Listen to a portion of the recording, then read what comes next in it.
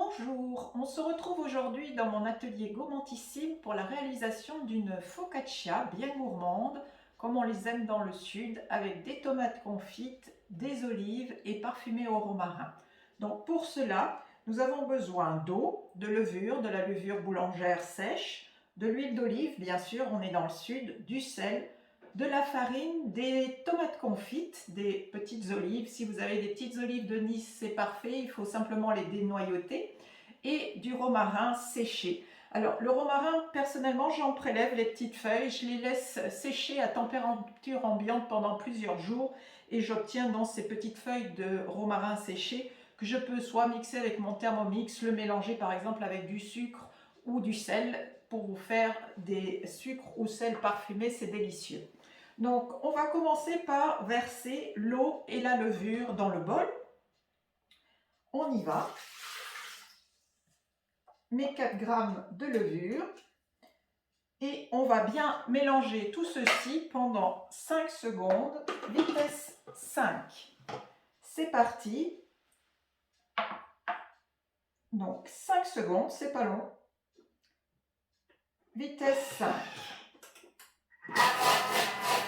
Ça sonne. Pour arrêter la sonnerie, j'appuie sur le bouton. L'appareil s'ouvre et nous allons maintenant rajouter tout simplement la farine, l'huile d'olive bien sûr, on reste toujours dans le sud, et le sel. Il ne reste plus qu'à pétrir, c'est une recette très facile, vous allez voir, qui se réalise très facilement.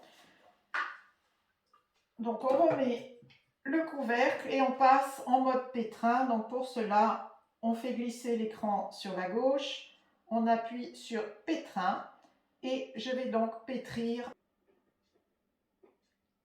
C'est parti, on se retrouve après. Ça y est, le mode pétrissage est terminé, la pâte a gonflé presque de moitié. Et maintenant, nous allons donc rajouter les derniers éléments, à savoir les olives, les tomates confites et notre romarin. Et nous allons poursuivre le pétrissage encore 3 minutes. Donc, je rajoute tout, nos tomates, les olives et mon romarin. Je referme et je repasse en mode pétrissage pendant 3 minutes.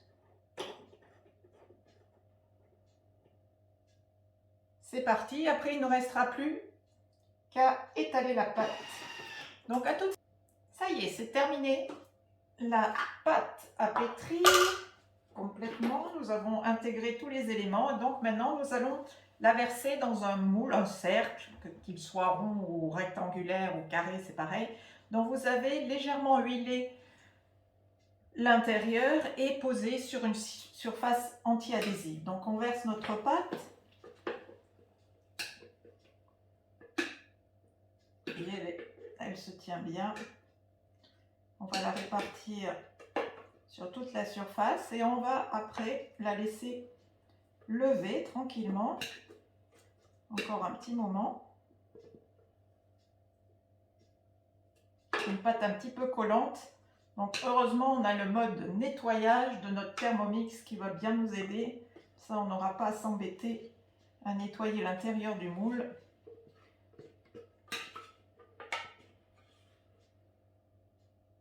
Voilà. Donc je répartis bien la pâte dans tous les coins. Et maintenant, il va falloir qu'elle repose encore un petit moment. Elle va gonfler d'elle-même et envahir tout le restant du moule sans aucun problème. Voilà, donc là, on laisse pousser à température ambiante. La pâte doit arriver à peu près à la lisière du cadre. Et donc, je vous retrouve après qu'elle est levée. On l'enfournera, on la laissera cuire et je vous montrerai le résultat dès qu'elle est cuite. Et nous voilà à la fin de la recette. La focaccia est prête. Regardez comme elle est belle, bien gonflée, bien moelleuse, bien croustillante à l'extérieur. Je vous souhaite un excellent appétit et retrouvez la recette sur mon blog Gourmandissime. À bientôt.